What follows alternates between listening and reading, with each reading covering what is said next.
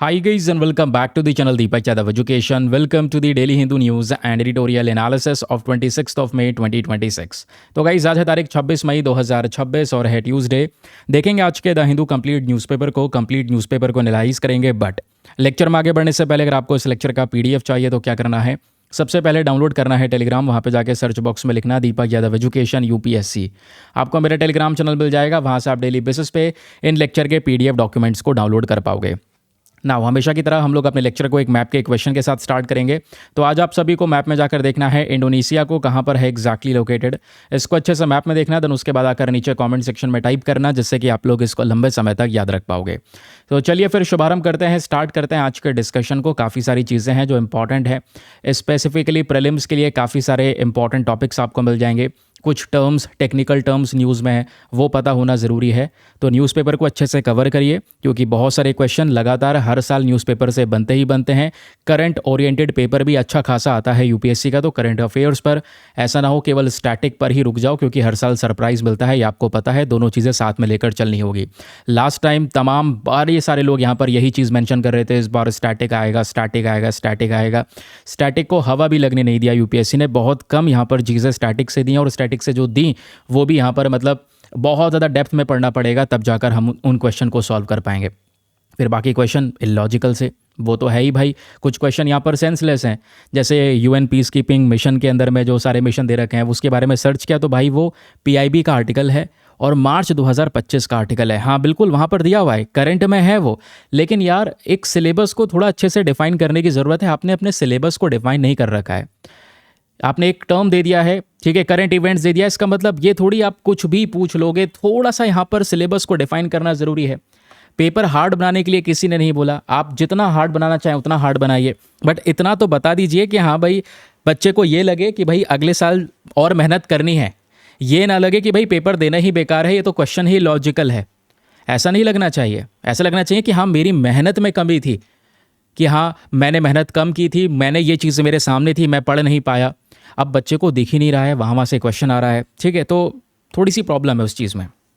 फिलहाल न्यूज़पेपर को अपना फॉलो करते रहिए, पीआईबी के आर्टिकल्स को, और प्रीलिम्स बूस्टर का जो वीडियो है जिसको अभी मैंने 3-4 दिन से रोका हुआ है, ठीक है, प्रीलिम्स के पेपर के बाद में, वो कल से स्टार्ट करेंगे, तो वो भी आपको मिलेगा।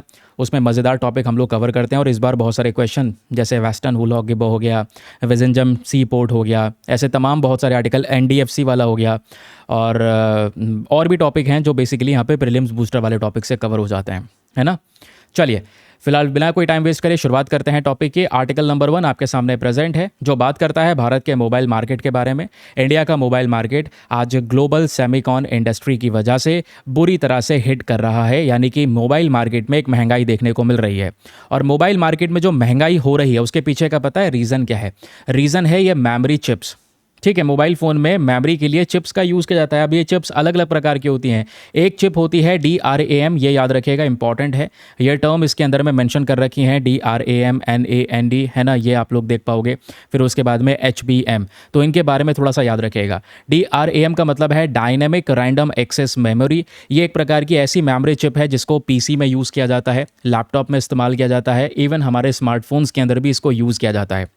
ये जो चिप है ये क्या करता है, ये टेम्परेरी बेसिस पर थोड़ा सा डेटा स्टोर करता है, ठीक है, ताकि यहाँ पर हमारा मोबाइल फ़ोन जो भी है वो चल सके, ठीक है। जो प्रोसेसर है जितनी ज़रूरत है उसके हिसाब से ये चल सके, तो टेम्परेरी बेसिस पे थोड़ा डेटा स्टोर करने के लिए DRAM यूज़ होता है।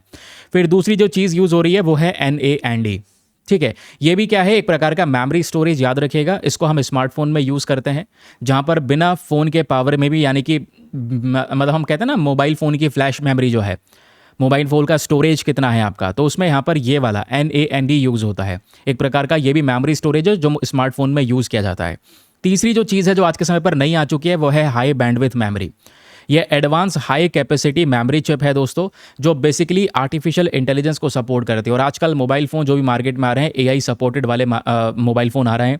हर कोई व्यक्ति यहाँ पर चेक करता है, देखता है कि भाई कोई दूसरी ब्रांड है वो अपना AI सपोर्ट वाला मोबाइल दे रही है, फिर एक सिंपल मोबाइल आ रहा है ना। अब यह AI करके बस खाली चीज़ें ऐड कर दी गई हैं कि हाँ इसमें AI सपोर्टिव है ना, और AI से एनहेंसमेंट किया गया है इस मोबाइल के अंदर में, और भी बहुत सारे फीचर्स आपको मिलेंगे। तो ये मोबाइल फ़ोन पूरे AI इंफ्रास्ट्रक्चर को सपोर्ट करेगा। अगर ऐसी कोई चीज़ें हैं तो उसमें जो चिप यूज़ हो रही है उस मोबाइल फ़ोन में वो HBM है, तो आज दुनिया भर का जो मार्केट है ना मोबाइल फ़ोन का, वो DRAM और NAND से शिफ्ट हो रहा है, HBM की तरफ जा रहा है।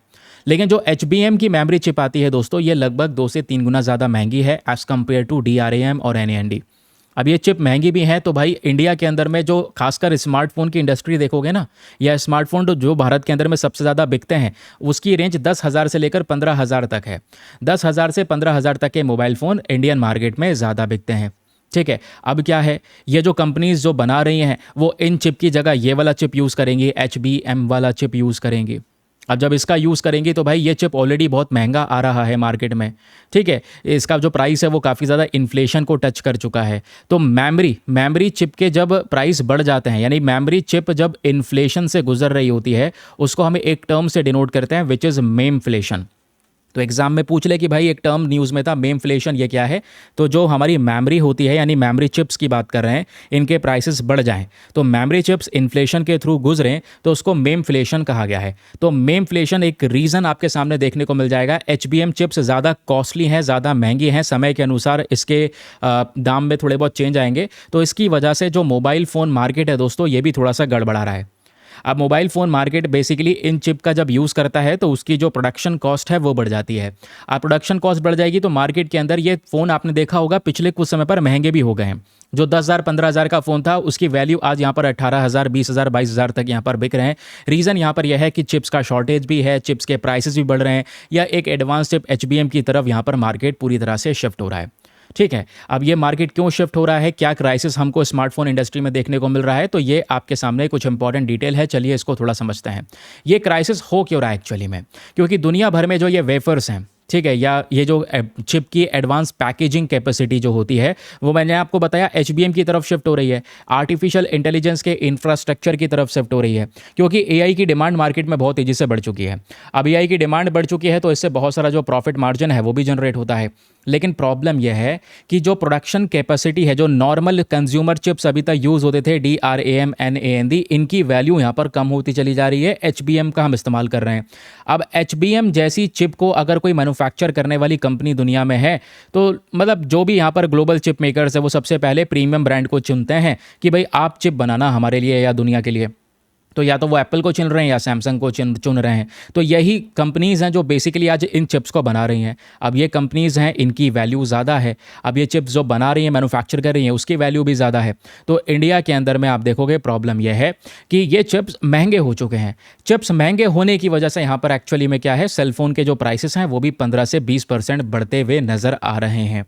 ठीक है, तो इंडिया में इसका एक बहुत बड़ा असर देखने को मिल रहा है, क्योंकि हमारे यहाँ पर जो मोबाइल बिकता है वो 10,000 से 15,000 वाली कैटेगरी का सबसे ज़्यादा बिकता है, ये याद रखिएगा। अब इन मोबाइल फ़ोन में जो कंपनीज़ हैं नई चीज़ ऐड कर रही हैं, AI वाले एप्लीकेशन ला रही हैं, लार्जर स्टोरेज की ज़रूरत है, तो उसकी कैपेसिटी को बढ़ाना पड़ेगा या नहीं बढ़ाना पड़ेगा? तो कैपेसिटी बढ़ाओगे तो चिप उसमें इंट्रोड्यूस करनी पड़ेगी। अब वो चिप आ रही है एप्पल सैमसंग से, तो उसके प्राइस को मेंटेन करना काफ़ी मुश्किल हो जाता है। कंपनी अपना प्रॉफिट भी तो देखेगी, ऐसा थोड़ी है 10,000 में बना तो 10,000 का ही यहाँ पर मोबाइल फ़ोन बेच देगी, तो वो कुछ प्रॉफिट भी कमाएगी।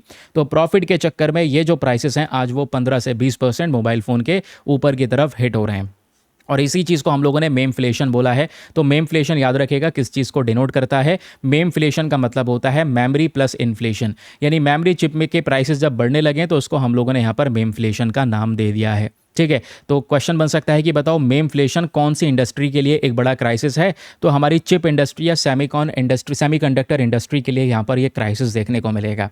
बाकी ये छोटे छोटे टर्म है कि DRAM क्या होता है, टेम्परेरी मेमोरी होती है जो बेसिकली PC लैपटॉप स्मार्टफोन में होती है। HBM क्या होता है, हाई बैंडविड्थ मेमोरी होता है जो AI इंफ्रास्ट्रक्चर में यूज़ होता है। NAND क्या होता है, ये मोबाइल फ़ोन की अपनी खुद की फ्लैश मेमोरी यानी स्टोरेज मेमोरी होती है जहाँ पर डेटा स्टोर रहता है बिना उसके पावर के भी, है ना। तो ये कुछ डिटेल्स हो गई। बाकी इंडिया क्या प्रॉब्लम हिट कर रहा है वो हम लोगों ने समझा, क्योंकि ये जो मैं आपको दिखा रहा हूँ ये आपके रिवीजन पॉइंटर्स हैं, क्योंकि आपको हर एक आर्टिकल यहाँ पर इन PDF में प्रोवाइड करवाया जाता है। आर्टिकल के साथ साथ छोटे छोटे नोट्स भी आपको दिए जाते हैं, जैसे आपके सामने ये छोटे छोटे रिवीजन पॉइंटर्स हैं जो आपको एग्जामिनेशन में बहुत ही ज़्यादा मदद करते हैं। ठीक है, क्लियर हो गया। चलिए भाई अगले न्यूज़ आर्टिकल पर आते हैं। टर्म्स आपको समझाती हैं अच्छी तरीके से, बेसिक फैक्ट्स कवर करवा दिए हैं उस न्यूज़पेपर के आर्टिकल के। क्वेश्चन बना तो वहीं से बनेगा। अब देखिए यहाँ पर एक और टॉपिक आपके सामने प्रेजेंट है। यहाँ से तो इवन UPSC ने एक प्रीवियस ईयर क्वेश्चन पूछा हुआ है, तो वो प्रश्न भी हम डिस्कस करेंगे। पहले हम बात कर रहे हैं पद्मा अवार्ड 2026 के बारे में। तो हुआ क्या है, आपको पता है हर साल जो पद्म अवार्ड है उसका अनाउंसमेंट कर लिया जाता है रिपब्लिक डे के दौरान। तो इस बार भी 26 जनवरी को पद्म अवार्ड्स का अनाउंसमेंट तो हो चुका था, हम लोगों ने उसी समय पर पढ़ लिया था। तो अब यहाँ पर फाइनली इन अवार्ड्स को दिया जा रहा है जिनके लिए अनाउंसमेंट किया गया था, अब उनको इन अवार्ड से सम्मानित किया जा रहा है।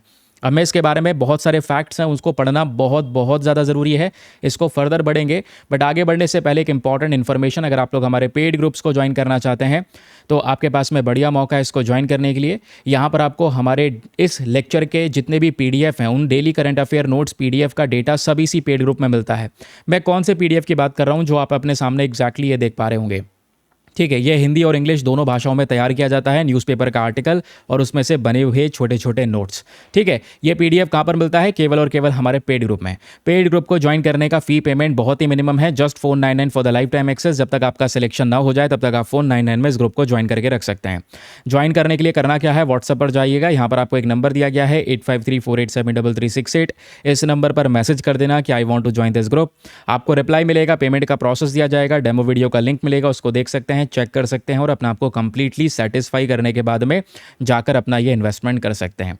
तो चलिए वापस आते हैं, हम पद्मा अवार्ड 2026 को डिस्कस कर रहे थे।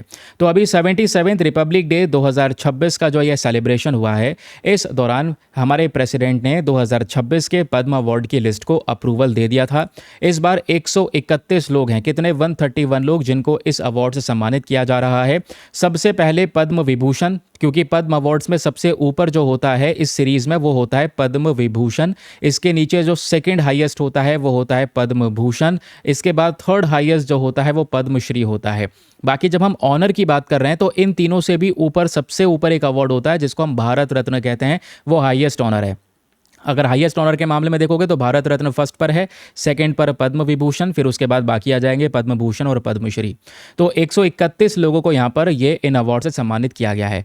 पद्म विभूषण की बात करेंगे तो 5 लोगों को दिया गया है, पद्म भूषण 13 लोगों को और पद्मश्री 113 लोगों को, ठीक है। इस बार जो सबसे पॉपुलर अवार्डीज़ है जिनके नाम आपको चर्चा में देखने को मिल जाएंगे, ठीक है, जैसे यहाँ पर आपने देखा होगा थंबनेल के अंदर में जो हमारे न्यूज़पेपर में फ्रंट पेज पर पब्लिश है, हेमा मालिनी, ठीक है, वाइफ ऑफ धर्मेंद्र सिंह जी। तो उनके लिए यहाँ पर वो अवार्ड लेने के लिए गई हैं, ठीक है। ये जो पद्म अवार्ड है धर्मेंद्र सिंह दियोल जी को दिया गया है, बेसिकली यहाँ पर एक्टर हैं, रिसेंटली नवंबर में यहाँ पर इनकी डेथ हुई है, ठीक है। फिर VS Achuthanandan, former Kerala CM, ठीक है, इन दोनों को ही पद्म विभूषण से सम्मानित किया गया है, टॉप वाले अवार्ड से सम्मानित किया गया है। और ये अवार्ड पोस्टमसली दिया गया है, इनकी डेथ के बाद में यहाँ पर दिया गया है। जो इनके फैमिली मेम्बर्स हैं उनको यहाँ पर ये अवार्ड दिया गया है, ठीक है, इनकी डेथ के बाद। अब क्वेश्चन यह है कि ये पद्म अवार्ड्स होते क्या हैं। जो ये पद्म अवार्ड्स हैं इनको भारत रत्न अवार्ड के साथ मिला लो तो ये बेसिकली सिविलियन ऑनर है। बेसिक तौर पे ये किस चीज़ के लिए दिए जाते हैं, जब एक व्यक्ति देश के अंदर में अपना योगदान दे रहा हो पब्लिक सर्विस में, या फिर अपना एक एक्सट्रीम कंट्रीब्यूशन दिया हो, एक्सेप्शनल कंट्रीब्यूशन दिया हो, तो उस आधार पे यहाँ पर इन अवार्ड से उन लोगों को सम्मानित किया जाता है। अब क्योंकि अभी हम पद्म अवार्ड्स की बात कर रहे हैं तो 1954 की बात है, शुरुआत में 2 सिविलियन अवार्ड्स को लेकर आया गया था। 1954 में एग्जैक्टली यहाँ पर शुरुआत होती है और पहली शुरुआत जो हुई वो भारत रत्न के साथ हुई। भारत रत्न एक हाईएस्ट अवार्ड। पद्म विभूषण की बात करेंगे तो दोस्तों यहाँ पर ये अलग अलग 3 कैटेगरी के साथ में आता है। तो 1954 में इन अवार्ड की शुरुआत की जाती है। फिर इसके अगले ही साल 1955 में 1955 में पद्म विभूषण के जो क्लासेस हैं इनको 3 कैटेगरी में डिवाइड कर दिया गया, पद्म विभूषण, पद्म भूषण और पद्मश्री, जो कि अभी हम लोग यहाँ पर डिस्कस करते रहते हैं।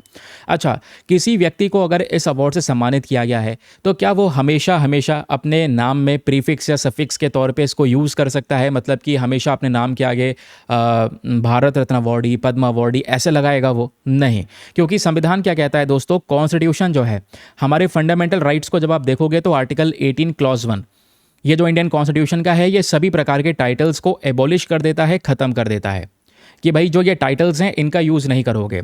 और गवर्नमेंट को भी यहाँ पर ये प्रोहिबिट करता है कि भाई आप इस प्रकार का जो टाइटल है वो किसी भी व्यक्ति को नहीं दोगे, ठीक है। अब एक बात सुनिएगा दोस्तों, इसमें कुछ एक्सेप्शन भी हैं। जैसे मान लो ये अवार्ड दिया गया, अब जिनको ये अवार्ड मिला है वो अपने नाम के आगे या नाम के पीछे हमेशा ये अवार्डी लगा के नहीं रह सकते, यानी अपने नाम के साथ उस चीज़ को, उस टाइटल को वो जोड़ेंगे नहीं। अगर टाइटल जोड़ना है तो दो प्रकार के टाइटल्स को अलाउ किया गया है आर्टिकल 18 के अंदर में। एक मिलिट्री टाइटल होता है, जैसे यहाँ पर लेफ्टिनेंट जनरल होगा, ये सब चीज़ें। अकेडमिक डिस्टिंक्शन होता है, जैसे कोई एडवोकेट है, सीनियर एडवोकेट वगैरह, तो वो टाइटल वगैरह यहाँ पर यूज़ किया जा सकता है। तो एक्सेप्शन में मिलिट्री वाला टाइटल और अकेडमिक डिस्टिंक्शंस, इन्हीं टाइटल को आप अपने नाम के आगे पीछे लगा सकते हैं। अदरवाइज़ यहाँ पर दूसरे और प्रकार के जो पद्म अवार्ड्स वगैरह हैं, इनको टाइटल के तौर पे कंसीडर नहीं किया जाएगा। इसको आप नाम के आगे पीछे हमेशा हमेशा के लिए नहीं लगाएंगे। ये बात यहाँ पर जुडिशरी के अलग अलग केसेस में डिफाइन कर दी गई है। 1996 का केस था Balaji Raghavan versus union of India. इसमें सुप्रीम कोर्ट ने कह दिया था भाई, जो भारत रत्न है और पद्म अवार्ड्स हैं, ये स्टेट रिकॉग्निशन है। किसी व्यक्ति ने एक्सेप्शनल काम किया है तो उनको पहचान देने के लिए अवार्ड दिया गया है। अब ये अवार्ड यहाँ पर आप देखोगे संविधान के तौर पर एज अ टाइटल के तौर पर इसको यूज़ नहीं किया जाएगा। ये कोई हेरिडेटरी या पर्सनल डिस्टिंक्शन के बेसिस पर नहीं दिया गया है। फिर 2017 में यहां पर एक केस आता है, Indira Jaising versus supreme court of India. Supreme court rule करता है और कहता है कि जो सीनियर एडवोकेट का डेजिग्नेशन कई बार कोई प्रोफेशनल लगाता है, ठीक है, तो वो अपने एक्सपीरियंस के तौर पे लगाता है कि हाँ भाई उसने एडवोकेट के तौर पे लंबे समय तक सर्व किया है, तो उसका एक्सपीरियंस बहुत लंबा है, इसलिए उसने सीनियर एडवोकेट लगाया है। तो ये बेसिकली टाइटल की तरह नहीं है, इसलिए आर्टिकल 18 को वॉयलेट नहीं कर रहा है। तो कोई टाइटल नहीं है यहाँ पर, ये है ना कि हाँ भाई जैसे पद्म अवार्डी है, हमको ये अवार्ड मिला है, वो एक टाइटल के तौर पे, ये टाइटल नहीं है, ये तो उनका एक्सपीरियंस को दिखा रहा है कि भाई आप सीनियर एडवोकेट हैं, इसलिए सीनियर लगा रहे हैं। तो ये आर्टिकल 18 को वॉयलेट नहीं करता है, ये बात याद रखिएगा। सुप्रीम कोर्ट ने 2017 के जजमेंट में ये बात बोली हुई है। ये छोटी छोटी चीज़ें आजकल पूछी जा रही हैं, इसलिए मैं आपको इतनी डेप्थ में लेकर चल रहा हूँ। फिर क्वेश्चन है about eligibility of Padma awards. सबसे पहले आप देखोगे ऑल इंडिविजुअल्स, सभी व्यक्ति के लिए अवार्ड्स ओपन है। कोई भी व्यक्ति ऐसा नहीं है, रेस, ऑक्यूपेशन, उसके जॉब के आधार पे, रैंक के आधार पे, जेंडर के आधार पे कोई भेदभाव नहीं होता। इवन ये जो अवार्ड्स हैं ये इंडियन सिटीजन्स के लिए तो हैं ही, साथ ही साथ फॉरनर्स हो गए, नॉन रेसिडेंट ऑफ इंडिया हो गए, PIOs हो गए, OCI हो गए, ठीक है, ठीक, ये ओवरसीज सिटीजन ऑफ इंडिया, ये जितने भी लोग आपको देखने को मिल जाएंगे, इन सभी के लिए ये अवार्ड्स ओपन हैं। याद रखिएगा, किसी प्रकार का कोई डिस्क्रिमिनेशन नहीं होता। किसी ने देश के प्रति एक एक्सेप्शनल कंट्रीब्यूशन दिया है तो उनको इस अवार्ड के थ्रू एक पहचान दी जाती है। ठीक है, क्लियर हो गया। अब क्वेश्चन यह है कि भाई ये सिलेक्शन कैसे होता है, कैसे इन लोगों को अवार्ड दिया जाता है। सिलेक्शन करने के लिए कोई कमेटी वगैरह बनती है क्या? बिल्कुल, एक पद्म अवार्ड कमेटी होती है। उस कमेटी को हर साल हमारे प्रधानमंत्री अपॉइंट करते हैं, ठीक है। उसमें कुछ मेंबर्स होते हैं, home secretary, secretary to the president, 4 से 6 और एक्सपीरियंस पर्सन्स होते हैं। वो सब मिलकर यहाँ पर डिसाइड करते हैं कि भाई इस तरीके से इन व्यक्तियों को यह अवार्ड मिलना चाहिए। फिर वो लिस्ट बना के प्राइम मिनिस्टर को, प्रेसिडेंट को फाइनल अप्रूवल के लिए दे देते हैं, ठीक है। फिर उसके बाद में अवार्ड का अनाउंसमेंट कर दिया जाता है रिपब्लिक डे पर। फिर मार्च, अप्रैल, मई के बीच में फाइनल तौर पे प्रेसिडेंट जो है इस अवार्ड को सही तौर पे फिजिकल फॉर्म में इन लोगों को प्रोवाइड करवाते हैं, ठीक है। अब कोई रिसिपिएंट जो है जिसको ये अवार्ड मिलता है तो इन पद्म अवार्ड्स में एक सर्टिफिकेट, एक मेडल और एक रेप्लिका वगैरह दिया जाता है, ठीक है। याद रखिएगा, क्योंकि ये एक प्रकार की पहचान, एक रिकग्निशन दे रहा है व्यक्ति को। फिर पद्म अवार्ड्स के बारे में कुछ और बेसिक फैक्ट आते हैं, अभी चीज़ें खत्म नहीं हुई हैं। जनरली आप देख पाओगे पद्म अवार्ड्स पोस्टमसली नहीं दिया जाता, मतलब किसी की डेथ है तो उस तौर पे नहीं दिया जाता डेथ के बाद में। बट कोई हाईली डिजर्विंग केस है, जैसे अभी आप देख पाओगे 2 केसेस ऐसे हैं जहां पर उन व्यक्तियों के डेथ के बाद में उनको अवार्ड से सम्मानित किया गया है, तो हाईली डिजर्विंग केस है तो वहाँ पर यह तब भी अवार्ड दिया जा सकता है, ठीक है।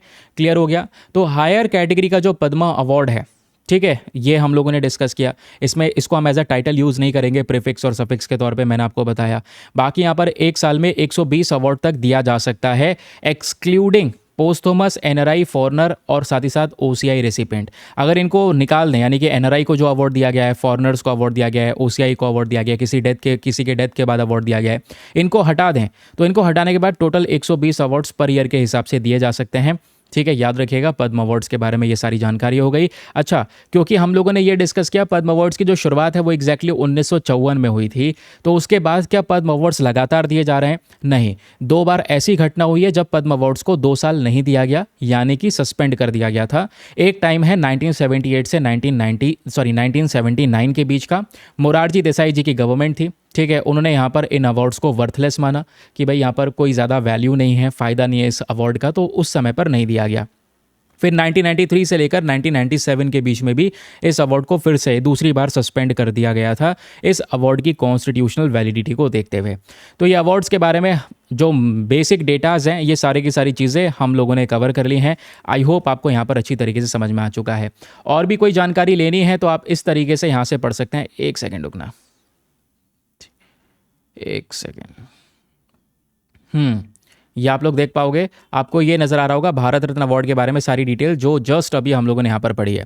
भारत रत्न अवार्ड की जब बात आती है तो इंडिया का हाईएस्ट सिविलियन अवार्ड है, 1954 में शुरू हुआ पद्म अवार्ड्स के साथ में।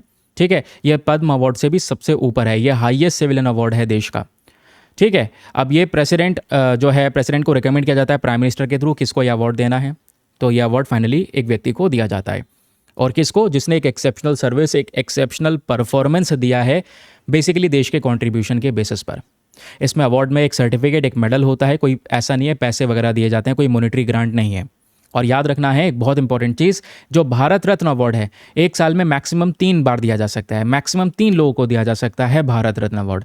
जबकि पद्म अवार्ड्स की यहाँ पर मैक्सिमम नंबर आप देख पाओगे, फॉर एग्जांपल 120 है। अगर हम इनमें से एनआरआई, फॉरेनर सिटीजन इनको बाहर निकाल दें तो अगर मिला दें तो ये नंबर्स बढ़ सकते हैं, 120 से ज़्यादा हो सकते हैं। जैसे इस बार वाली कैटेगरी में हुआ है, 131 रेसिपिएंट्स यहाँ पर देखने को मिल जाएंगे क्योंकि इसमें पोस्थुमस वगैरह भी शामिल हैं।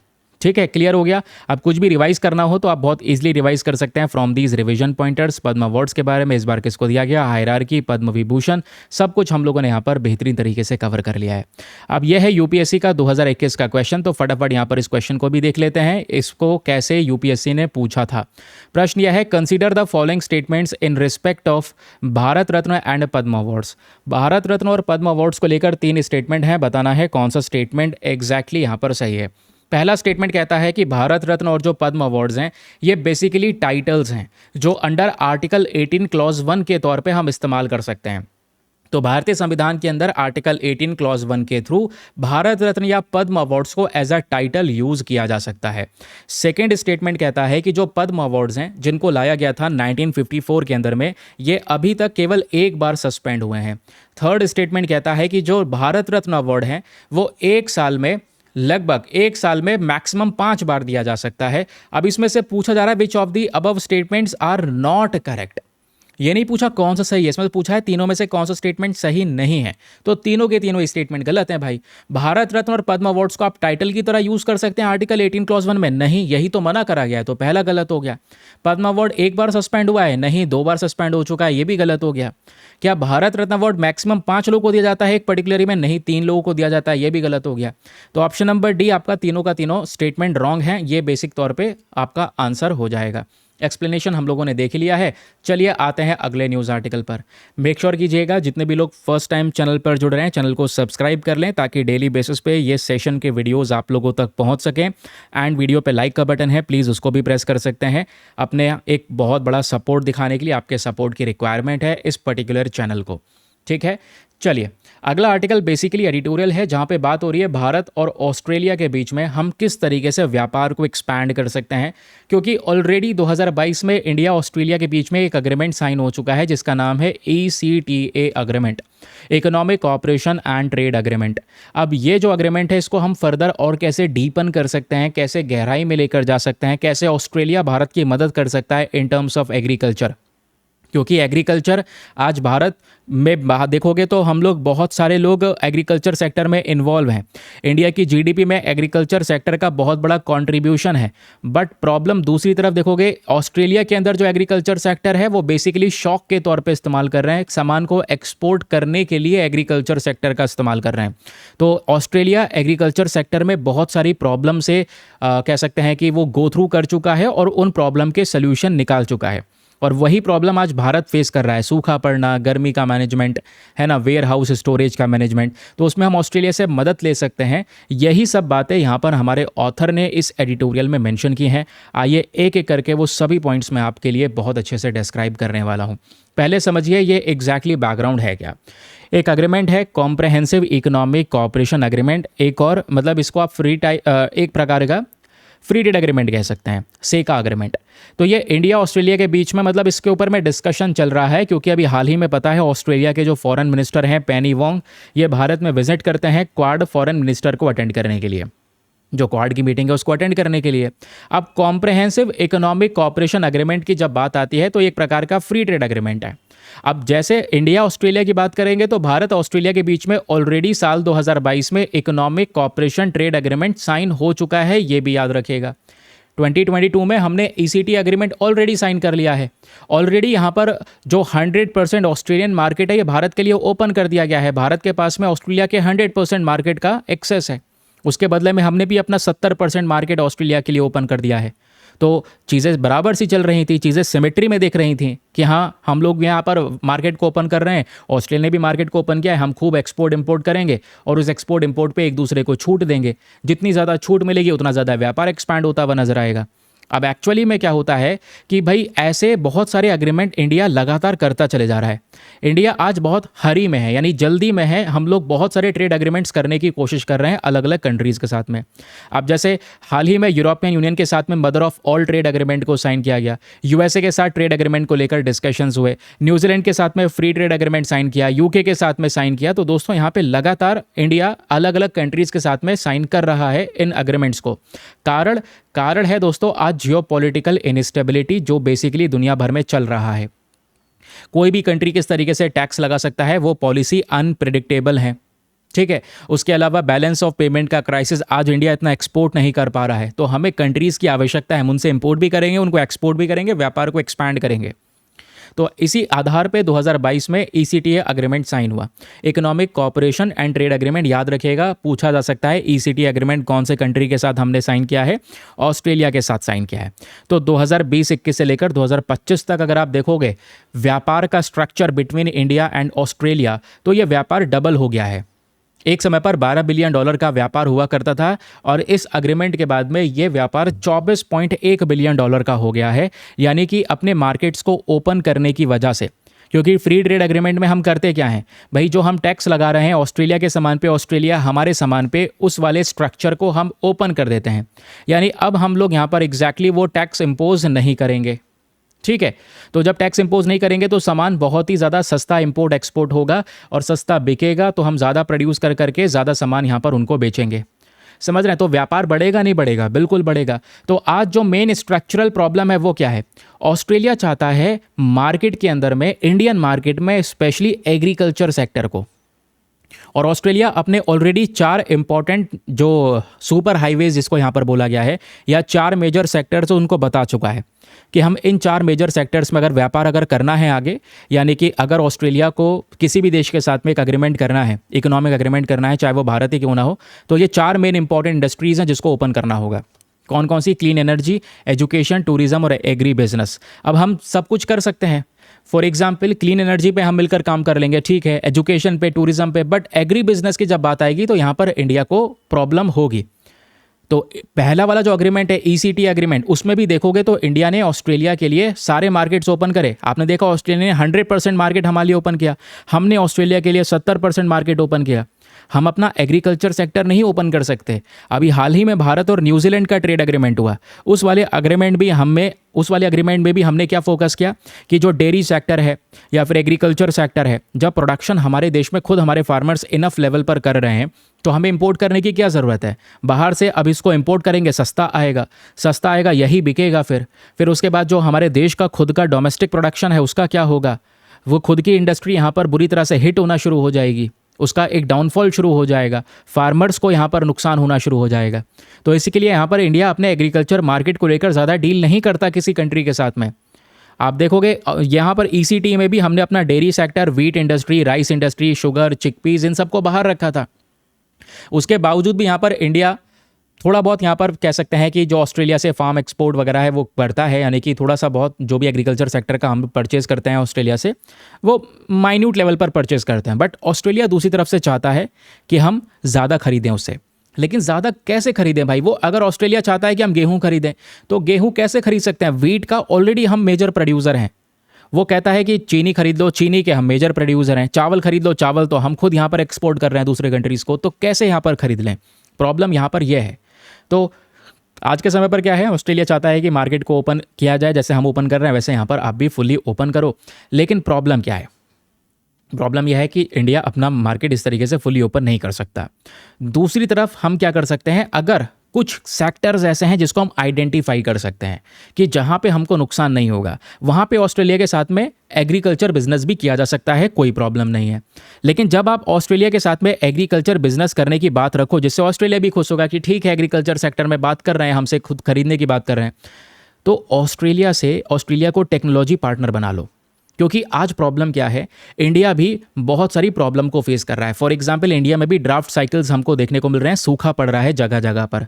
इंडिया में भी हीट लेवल बहुत ज़्यादा इंक्रीज हो चुका है, जो पानी की कमी है काफ़ी सारी जगह पर देखने को मिल रही है। यही सब सिचुएशन ऑस्ट्रेलिया में भी होती है, लेकिन ऑस्ट्रेलिया ने कुछ नए मॉडर्न पॉसिबल टेक्निक्स का यूज़ करके अपने एग्रीकल्चर सेक्टर को एक्सपांड किया है। इन्होंने नई फार्मिंग टेक्नोलॉजीज़ का इस्तेमाल किया, कोल्ड चेन इंफ्रास्ट्रक्चर का इस्तेमाल किया, जिससे कि इनका जो ये एग्रीकल्चर सेक्टर से जो भी प्रोड्यूस हो रहा है वो सड़े ना, खराब ना हो। वाटर मैनेजमेंट इन्होंने बढ़िया तरीके से किया, क्लाइमेट को अडॉप्ट करने की प्रैक्टिस इनकी बहुत ही ज़्यादा शानदार है। जबकि आप देखोगे ऑस्ट्रेलिया के अंदर में जो एग्रीकल्चर से प्रोड्यूस हो रहा है वो ख़राब नहीं हो रहा।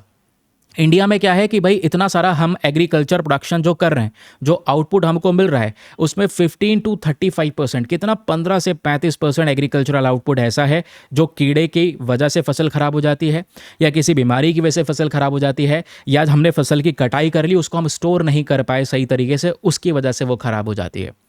ऑस्ट्रेलिया में ऐसा नहीं है, ऑस्ट्रेलिया इसको मैनेज करता है। तो यहाँ पर बोला जा रहा है कि अपने कुछ सेक्टर्स को ओपन करके हम ऑस्ट्रेलिया के साथ में अपने एग्रीकल्चर सेक्टर में टेक्नोलॉजिकल पार्टनरशिप कर सकते हैं। अब ये टेक्नोलॉजिकल पार्टनरशिप कैसे कर सकते हैं कि भाई ऑस्ट्रेलिया को पता है कैसे अपनी technology, storage facilities, logistic network, farm level tools ये सब यूज़ कर रहे हैं। तो हम एक इनिशिएटिव लेकर चल सकते हैं जहाँ पर दोनों कंट्रीज़ मिलकर अपने एग्रीकल्चर सेक्टर को सुधारें। इंडिया के पास में एक बढ़िया अपॉर्चुनिटी रहेगी। ठीक है, अब ये इनिशिएटिव भी सही रहेगा, दोनों कंट्रीज़ को फ़ायदा है। हम कुछ ऐसे सेक्टर्स खोज पा रहे हैं कि हाँ भाई एग्रीकल्चर सेक्टर में ये चीज़ हम इंपोर्ट कर सकते हैं, तो वो ऑस्ट्रेलिया से इंपोर्ट कर लो, बदले में यहाँ पर ऐसे करके ट्रेड टेक्नोलॉजी पार्टनरशिप कर लो। अगर ये चीज़ें सक्सीड हो जाती हैं, ये डिप्लोमेट्स अगर सक्सीड हो जाते हैं, तो फिर वो दिन बहुत जल्दी आएगा जब यहाँ पर मतलब राइटर साहब का कहना है च्यवनप्राश और साथ ही साथ में वेगेमाइट ऑस्ट्रेलिया का ब्रेड के ऊपर में स्प्रेड करने के लिए जो भी यूज़ किया जाता है ब्राउन कलर का, वो है एग्जैक्टली। तो ये एक ही जगह पर हम लोग खा रहे होंगे, दोनों कंट्रीज़ में दोनों चीज़ें कंज्यूम हो रही होंगी, इस तरीके के हमारे ट्रेड रिलेशंस हो जाएंगे। समझ रहे हैं? तो ये रहे छोटे छोटे रिवीजन पॉइंटर जिसको आप बहुत इजीली रिवाइज कर सकते हैं, कभी भी कहीं पर भी एग्जामिनेशन में आपको बहुत ही ज़्यादा हेल्प करेंगे ये सारे के सारे पॉइंट्स। सेका क्या है, ECTA क्या है, बायलैटरल, उसके अलावा ट्रेड एग्रीमेंट क्या है, और इंडिया अभी के समय पर एग्रीकल्चर सेक्टर को लेकर क्या चाहता है। ओके, तो ये भी काम खत्म हुआ। चलिए अगले न्यूज़ आर्टिकल पर आते हैं, क्योंकि स्टार्टिंग में मैंने आप लोगों को बोला इंडोनेशिया को मैप में देख लेना, वो आपका काम है। इंडोनेशिया को मैपिंग करो और उसके बाद नीचे कमेंट सेक्शन में उसकी सारी डिटेल्स लिखो। यहाँ पे जब हम लोग बात कर रहे हैं तो हम साइप्रस के बारे में बात कर रहे हैं। साइप्रस की मैपिंग आप लोगों को करनी है क्योंकि साइप्रस बहुत ज़्यादा न्यूज़ में है। लास्ट ईयर प्राइम मिनिस्टर का विजिट भी हुआ था साइप्रस में, और इस पर्टिकुलर ईयर में साइप्रस के साथ में भारत ने डिफेंस डील कर लिया है। तो साइप्रस कहाँ पर है मेरे दोस्त, आइए फटाफट लोकेशन कवर करते हैं। ये मेडिटेरेनियन सी है, बहुत ज़्यादा न्यूज़ में रहता है। ये पूरा वेस्ट एशिया न्यूज़ में बना हुआ है। इधर आप देख पाओगे लेबनान है जो मेडिटेरेनियन सी के साथ में बॉर्डर को शेयर करता है, सीरिया है जो मेडिटेरेनियन सी के साथ बॉर्डर को शेयर करता है, ऊपर तुर्की है, इधर यहाँ पर ग्रीस है। ठीक है, ग्रीस से ही इधर की साइड में पूरा यूरोप शुरू हो जाता है। साइप्रस की बात करेंगे तो बेसिकली एशिया में आ रहा है, लेकिन दोस्तों यहाँ पर इसको हम एज अ यूरोपियन यूनियन के तौर पे देखते हैं क्योंकि ये यूरोपियन यूनियन का पार्टनर है, मेंबर है। ठीक है, साइप्रस के दो भाग अगर हम बीच में से डिवाइड कर दें तो इसमें नॉर्थ साइप्रस है और साउथ साइप्रस है। ऊपरी वाला भाग है जो साइप्रस का, वो बेसिकली यहाँ पर तुर्की क्लेम करता है कि ये हमारा हिस्सा है। साइप्रस को लेकर विवाद है। ठीक है, तुर्की कहता है ये हमारा हिस्सा है, साइप्रस कहता है नहीं भाई वो हमारी टेरिटरी है। ठीक है, तो तुर्की कई बार क्या होता है जम्मू कश्मीर के मैटर में पाकिस्तान को सपोर्ट कर रहा होता है, तो हम भी यहाँ पर साइप्रस को सपोर्ट कर रहे होते हैं कि भाई ये जो टेरिटरी है ना ऊपर की, ये तुर्की की नहीं है, ये साइप्रस की है। हम साइप्रस की उस टेरिटरी को मानते हैं। ये चीज़ हम लोगों ने, ये अप्रोच हम लोगों ने फॉलो किया है जब जब तुर्की इंडिया के अगेंस्ट में गया है। ठीक है, तो इंडिया साइप्रस ने क्या किया है भी, हाल ही में अपने रिलेशंस को इंप्रूव किया है, स्ट्रैटेजिक पार्टनरशिप को इंप्रूव किया है, 5 साल का रोड मैप तैयार कर लिया है कि भाई आने वाले 5 सालों में 2026 से 2031 तक हम आपस में एक दूसरे के साथ में डिफेंस कोऑपरेशन को बढ़ाएंगे। साइप्रस की कैपिटल है निकोसिया। इसके फीचर्स की बात करेंगे तो भाई याद रखिएगा साइप्रस एक आइलैंड कंट्री है जो बेसिकली मेडिटेरेनियन सी के अंदर में प्रेजेंट है, and it is a member of European union, जैसा कि मैंने आप लोग को बताया। भले ही देखो अब ये इंटरेस्टिंग चीज़ है जो एग्जामिनेशन में पूछा जा सकता है ठीक है। अब जैसे साइप्रस की जब हम बात करते हैं तो जोग्राफिकली इसकी लोकेशन देखोगे एशिया में है, तो कहोगे यार ये एशिया में है तो ये यूरोपियन यूनियन का कैसे मेंबर हो सकता है, भले ही एशिया में क्यों ना हो बट ये यूरोपियन यूनियन का मेंबर है। अच्छा, एक चीज़ और सुनो दोस्तों, साइप्रस के अंदर में एक बहुत बड़ा माउंटेन रेंज देखने को मिलता है, ये पूरी की पूरी पहाड़ियाँ हैं। और इन माउंटेन रेंजेस को हम इन पहाड़ियों को किस नाम से जानते हैं, तो याद रखेगा इनको हम जानते हैं ट्रूडोज माउंटेन्स के नाम से। किस नाम से? ट्रूडोज माउंटेन के नाम से या ट्रूडोज रेंज के नाम से इसको जाना जाता है। और इस पूरे माउंटेन रेंजेस में, क्योंकि माउंटेन रेंज है तो भाई एक ना एक चोटी होगी जो सबसे ऊंची होगी, क्योंकि पहाड़ एक थोड़ी है, यहाँ पे लगातार पहाड़ फैले हुए हैं। तो सबसे ऊंची चोटी जो है यहाँ पर उसका नाम है माउंट ओलंपस। ठीक है, क्लियर हो गया। अब देखिए यहाँ पर समुद्र की बात करेंगे, मेडिटेरेनियन सी है, इसके पास में लेवेंटाइन सी आपको देखने को मिल जाएगा। लेवेंटाइन सी बेसिकली मेडिटेरेनियन सी का हिस्सा है जो साइप्रस के पास में देखने को मिलता है। साइप्रस की बॉर्डर कंट्रीज़ को पढ़कर जाइएगा कि आसपास कौन कौन से देश हैं, तो नॉर्थ में इसका हो गया तुर्की, है ना, और ईस्ट में यहाँ पर हो गया सीरिया और लेबनान, ये ईस्टर्न साइड में हो गए। नीचे साउथ ईस्ट में देखोगे तो यहाँ पर आ जाता है इजराइल, है ना। फिर उसके बाद में इजिप्ट हो गया साउथ में, नीचे की साइड में आप देखोगे तो यहाँ पर इजिप्ट आ जाएगा, है ना। और इधर यहाँ पर देखोगे इधर की साइड में, यूरोप की साइड में, तो इधर ग्रीस आ जाएगा, ग्रीस। तो ये कंट्रीज़ हैं जो बेसिकली सीधा फिजिकल बॉर्डर को तो शेयर नहीं कर रही हैं, बट मैरी टाइम बॉर्डर समुद्र के जरिए यहाँ पर साइप्रस के साथ में बॉर्डर को ज़रूर से शेयर कर रही हैं। तो ये साइप्रस के बारे में सारा डिस्कशन हो गया, आई होप आप इसको याद रख सकेंगे। और अच्छा, एक बात और सुनो कि साइप्रस ने एक और अनाउंसमेंट कर दिया है कि भाई वो इंडो पैसिफिक ओशन इनिशिएटिव को ज्वाइन करेगा। ठीक है, इंडो पैसिफिक ओशन इनिशिएटिव क्या है? ये इंडो पैसिफिक ओशन की बात करता है कि भाई इंडियन ओशन और पैसिफिक ओशन, इन दोनों को लेकर कुछ कंट्री साथ में इकट्ठी होंगी, आपस में एक दूसरे के साथ कोऑपरेट करेंगी और इस दोनों ही समुद्र को अच्छी तरीके से मैनेज करने का काम करेंगी। क्योंकि ये एक ओपन इनिशिएटिव है तो उसमें कोई भी कंट्री इसका हिस्सा बन सकता है, ऐसा नहीं है किसी के ऊपर में यहाँ पर रिस्ट्रिक्शन है, याद रखिएगा।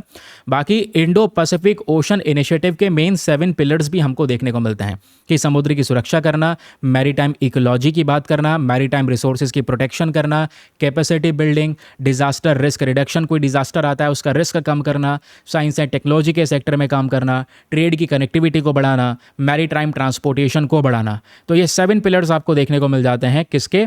इंडियन पैसिफिक ओशन इनिशिएटिव के, ये याद रखिएगा। अब इंडिया साइप्रस के जो रिलेशंस है वो ऑलरेडी मैंने आपको बता दिया है कि भाई 5 साल के लिए इन्होंने एक एग्रीमेंट साइन कर लिया है कि 2026 से 2031 तक दोनों कंट्रीज़ मिलकर बहुत सारे डिफेंस कोलैबोरेशंस करने वाली हैं, हथियार बनाने वाली हैं और भी डायमेंशंस के ऊपर में काम करने वाली हैं। तो ये बात हो गई यहाँ पर साइप्रस के बारे में, सारी की सारी इंपॉर्टेंट डिटेल साइप्रस के बारे में हमने बात कर ली है। साइप्रस एक ऐसा आइलैंड जो 4 पार्ट्स के अंदर में डिवाइड हुआ है, बट आपने 4 पार्ट्स याद नहीं रखने हैं, 2 ही पार्ट्स याद रखने हैं। एक यहाँ पर नीचे साउथ साइप्रस और नॉर्थ साइप्रस। नॉर्थ साइप्रस को कई बार जो तुर्की है वो क्लेम करता है, साइप्रस लड़ाई लड़ता है इस चीज़ को लेकर कि भाई ये एरिया हम आपको नहीं देंगे, ये हमारा टेरिटरी है। अच्छा, क्योंकि यहाँ पर तुर्की लंबे समय से क्लेम करता है और यहाँ के लोग भी तुर्की को सपोर्ट करते हैं, नहीं हम तुर्की के साथ जाएंगे, तो इसलिए बीच में यहाँ पर एक ग्रीन कलर की लाइन आपको जो दिख रही है ना, ये एक बफर जोन बना रखा है और इस बफर जोन को यूनाइटेड नेशन ने रिकॉग्निशन दे रखा है, इसलिए हम इसको कई बार यूएन बफर जोन के नाम से भी जानते हैं। आई होप आपको ये भी क्लैरिटी मिल चुकी है। अब कभी भी भविष्य के अंदर में अगर आपने ये टॉपिक रिवाइज करना हो तो बहुत ईजिली रिवाइज कर सकते हैं फ्रॉम दीज रिवीजन पॉइंटर्स कि भाई भारत साइप्रस के टाइज क्या हैं, 5 ईयर का डिफेंस कॉपरेशन, IPOI, कैपिटल, ये सब कुछ हम लोगों ने यहाँ पर बहुत ही विस्तार से कवर कर लिया है। ठीक है, चलिए दोस्तों, ये सेशन भी यहाँ पर होता है समाप्त। आज के सेशन में इतना ही है, मिलते हैं आप लोगों से कल फिर से। कल जल्दी मिलेंगे सेशन के अंदर में और कल प्रीलिम्स बूस्टर को वापस से कंटिन्यू करेंगे और कल, ठीक है, वह कल ही देखा जाएगा। चलिए फिर आज के लिए bye bye, have a nice day, thank you and जय हिंद।